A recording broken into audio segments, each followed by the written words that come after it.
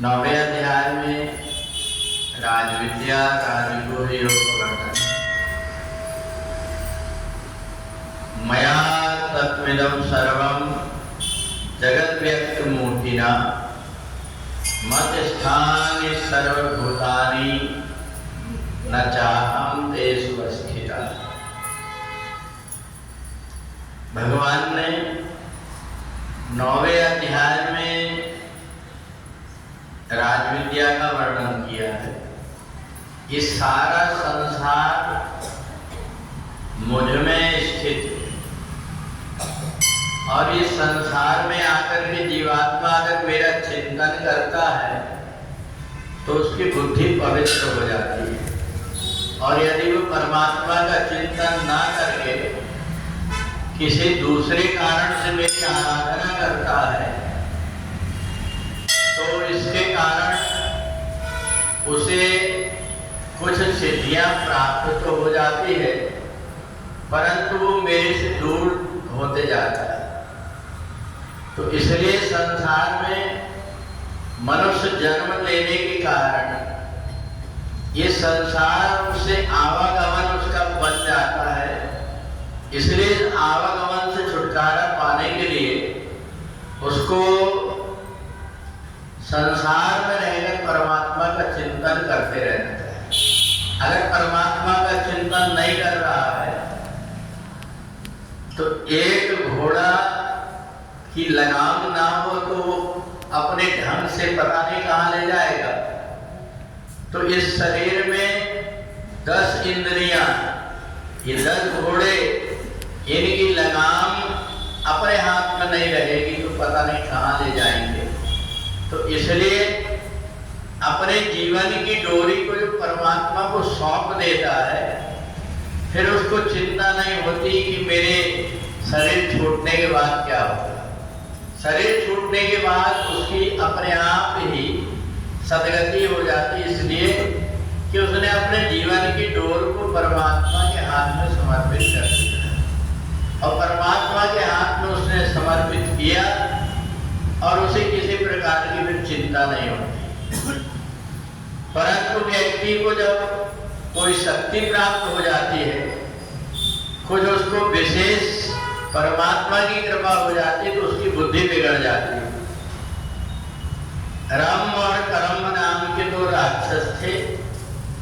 उन्होंने इंद्रासन प्राप्त करने के लिए एक ने पृथ्वी में रह करके अपने शरीर के मांस को काट काट करके हवन करने लगा और एक जल के अंदर रह करके वहां साधना करने लगा। तो इंद्र ने घबरा करके जल के अंदर जो था मगर बन करके उसको तो मार डाला, परंतु ये जो दूसरा था इसको ब्रह्मा जी ने वरदान दे दिया कि तुम मांगो क्या चाहते हैं। उन्हें कहा कि मेरे को ऐसा पुत्र हो जो इंद्र पद के लिए उसको इंद्रासन मिल जाए। ब्रह्मा जी ने कहा ठीक है, पर तुम्हारा पुत्र नहीं है, इसलिए तुम्हें पुत्र प्राप्ति के लिए मैं वरदान देता हूं कि तुम जिसको पहले देखोगे उसके साथ में तुम्हारा विवाह हो जाएगा और उससे जो संतान होगी वो अति बलवान होगी। तो राक्षस ने जैसे ही आगे जाकर के देखा तो उसको कोई महिला तो नहीं दिखाई, परंतु एक भैंस दिखाई दी, उसी के साथ में विवाह हो गया और उससे एक संतान हुई जिसका नाम है महिषासुर। वो महिषासुर नाम के राक्षस तपस्या करके उसने ब्रह्मा से और पद प्राप्त करने के लिए बहुत प्रकार से आराधना किया। अब तो इंद्र आदि को इंद्रासन छोड़ना पड़ा और वो जाकर के इंद्र के पद पर बैठ गया। पर राक्षसी स्वभाव था, इसलिए अत्याचार करने लगा, स्वर्गलोक में मांस मदिरा का सेवन करने लगा, कई प्रकार के व्यभिचार करने लगा। सारे देवता घबरा गए और उसने ये वरदान मांगा था कि मैं किसी भी पुरुष से ना मरूं। तो इसलिए सारे देवता बड़ी चिंता में पड़ गए कि ये राक्षस का वध कैसे होगा। सब राक्षस बैठे हुए थे। उसी समय पर देवताओं के शरीर से एक तेज निकला और तेज निकल करके वो कन्या के रूप में प्रकट हो गया और उन्होंने कहा कि देखो देवताओं, तुम्हारा पद इसलिए चला गया कि तुमने परमात्मा की भक्ति करना छोड़ दिए थे। स्वर्ग लोक में जाकर के सुरा और सुंदरी के चक्कर में पड़ करके तुमने साधना नहीं की, इसलिए तुमको स्वर्ग लोक से भागना पड़ा। मैं वध तो कर दूंगी, परंतु तुम्हें ध्यान रखना कि तुम्हें स्वर्ग लोक केवल तप के कारण प्राप्त हुआ है। दोबारा गलती करोगे तो फिर से परेशान हो जाओगे। आज सच्ची भगवती जगदम्बा ने उस राक्षस को देखा, उसके साथ में युद्ध करने लगी। कई प्रकार का रूप धारण कर लेता था।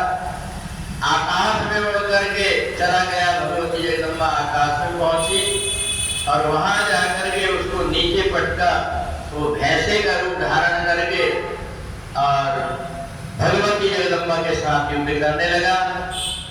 माता रानी ने देखा कि सारे देवता भयभीत हो रहे हैं। उन्होंने अपने पैर के नीचे उसको पटक करके उसका सिर काट करके अलग कर दिया और महिषासुर का वध हो गया। भगवान श्री कृष्ण अर्जुन से कहते हैं कि संसार में अगर कुछ शक्तियां प्राप्त होती है वो सत्कर्म से होती है, इसलिए सत्कर्म करना छोड़ना नहीं चाहिए। जो सत्कर्म करना छोड़ देता है उसको स्वर्गलोक से देवताओं को, इंद्र को अपना पद छोड़ना पड़ा। ऐसा ही उनके साथ होता है। तो इसलिए जीवन में जो परमात्मा से जुड़ा हुआ होता है उसका ही उद्धार हो पाता है। बोली जगदम्बा मैया